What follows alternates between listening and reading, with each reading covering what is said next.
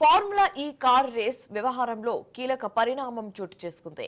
ఈ కేసు దర్యాప్తులో భాగంగా ఏసీబీ కీలక అడుగు వేసింది. కేటీఆర్ పై కేసు నమోదు చేసింది. కేటీఆర్ ను A1 గా చేర్చింది ఏసీబీ అధికారులు.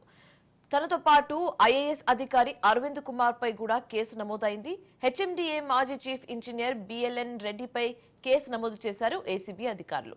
13(1)(a), 13(2) యాక్ట్ కింద కేసులు పెట్టారు.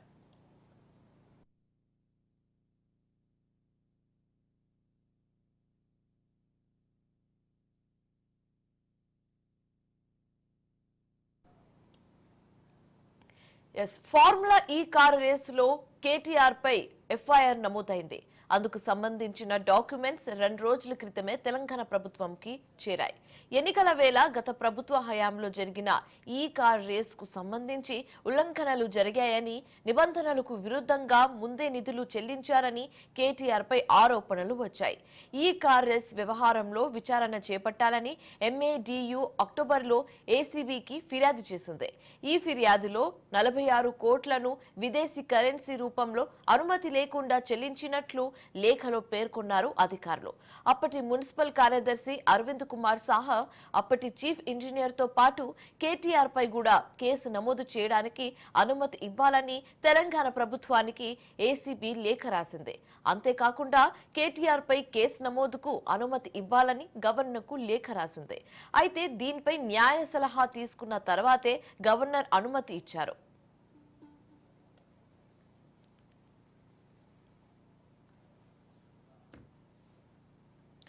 ఫార్ములా ఈ ఆపరేషన్స్ నెక్స్ట్ జెన్ పురపాలక శాఖల మధ్య 9, 10, 11, 12వ సీజన్ల కార్ రేసులు నిర్వహించేలా ఒప్పందం కుదిరించుకుంది. 2023 ఫిబ్రవరి 10, 11 తేదీల్లో నెక్లెస్ రోడ్లో 9వ సీజన్ రేసింగ్ నిర్వహించారు. అప్పటి మంత్రి కేటీఆర్ ఆమోదంతోనే ఒప్పందం కుదిరింది. శాఖాధిపతిగా MOU చేశానని ఒప్పందంపై ఐఏఎస్ అరవింద్ కుమార్ CS కు సమాధానమిచ్చారు. ఈ రేస్ నిర్వహించిన విదేశీ సంస్థకు హెచ్ఎండిఏ బోర్డు, ఆర్థిక శాఖ, RBIల అనుమతి తీసుకోకుండానే నేరుగా 55 కోట్ల రూపాయలు చెల్లించడం ఇప్పుడు వివాదాస్పదంగా మారింది.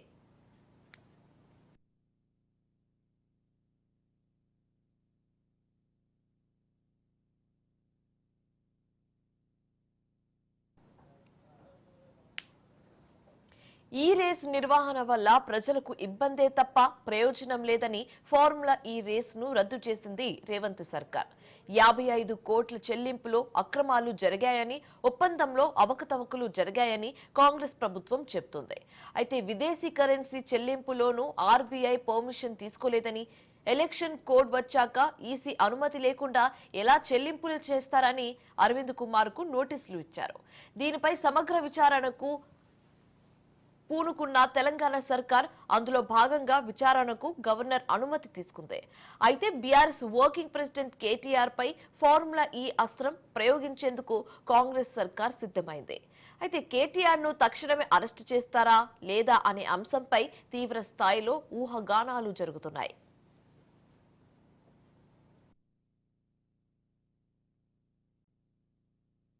శాసనసభ సమావేశాలు జరుగుతున్న సందర్భంగా నేను మిమ్మల్ని రిక్వెస్ట్ చేస్తా ఉన్నా సార్, ప్రభుత్వాన్ని కూడా కోరుతా ఉన్నా, నిజంగా ఈ ప్రభుత్వానికి చిత్తశుద్ధి ఉంటే, ఈ ప్రభుత్వానికి ఏమైనా ప్రజలకు వాస్తవాలు తెలవాలన్న విషయంలో వారికి ఏమైనా నిజంగానే ధైర్యం ఉంటే దయచేసి ఈ రేసులో ఏదో కుంభకోణం జరిగిందన్నారు కదా, దాని మీద చర్చ పెట్టండి, మొత్తం సమాధానం చెప్పడానికి నేను సిద్ధంగా ఉన్నానని చెప్పి మీ ద్వారా తెలియజేస్తా ఉన్నా.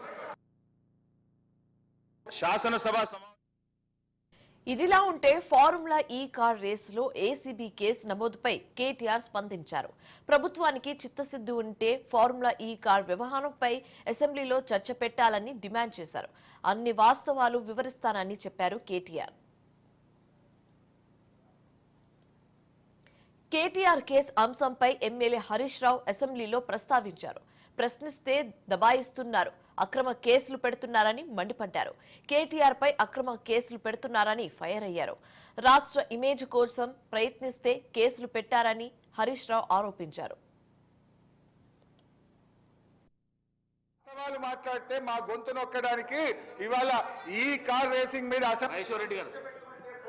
స్పీకర్ సార్, మేము మిమ్మల్ని కలిసి కూడా మీకు లెటర్ ఇచ్చాం. మేము పారదర్శకంగా గౌరవనీయులు కేటీఆర్ గారు ఈ రాష్ట్ర ఇమేజ్ పెంచడం కోసం ఈ కార్ రేసింగ్ కోసం నిర్ణయం తీసుకున్నారు. ఒకవేళ మీకు భయం లేకపోతే మీరు చేసేది నిజమైతే ఈ శాసనసభలో రేపు గాని ఎల్లుండి గాని చర్చ పెట్టాలి. వాస్తవాలు కేటీఆర్ పై కేసు నమోదు అంశంపై కాంగ్రెస్ నేత అద్దంకి దయాకర్ స్పందించారు. తప్పు చేసిన వారెవరైనా చట్టం నుండి తప్పించుకోలేరన్నారు. కేటీఆర్ పై ఎఫ్ఐఆర్ నమోదవ్వడం సాధారణమే అన్నారు. ప్రివెన్షన్ ఆఫ్ కరప్షన్ చట్టం కింద కేటీఆర్ మీద ఎఫ్ఐఆర్ నమోదవడం అనేది సాధారణమే. ఎందుకంటే గత కొన్ని రోజులుగా ఏసీబీ ఈ అంశాల పట్ల సమగ్రమైన విచారణ చేపట్టడం ఒకటి, ఫార్ములా ఈ రేస్ కార్ల విషయంలో తాను తీసుకున్న నిర్ణయాలు ఏకపక్షంగా ఉండడమే కాకుండా క్యాబినెట్ అప్రూవల్ లేకుండానే నేరుగా నిధుల వినియోగం జరిగిందనేది అభియోగం ఉంది. దాని విషయంలో చట్టం తన పని తను చేసుకుపోతున్న క్రమం. అందుకనే మనోడు ప్రతిసారి అరెస్ట్ చేసి చేసుకోండి, పెడితే కేసులు పెట్టుకోండి, ఏం పీక్కుంటారో పీక్కోండి అని ఇలాంటి మాటలు అందుకే వస్తున్నాయి అనేది మనకు దీని ద్వారా అవగతం అవుతున్నది. కాబట్టి కేటీఆర్ ఇష్టానుసారంగా ప్రజల నిధులను ప్రభుత్వం రూపంలో దుర్వినియోగం చేయడం అన్నది వాస్తవం.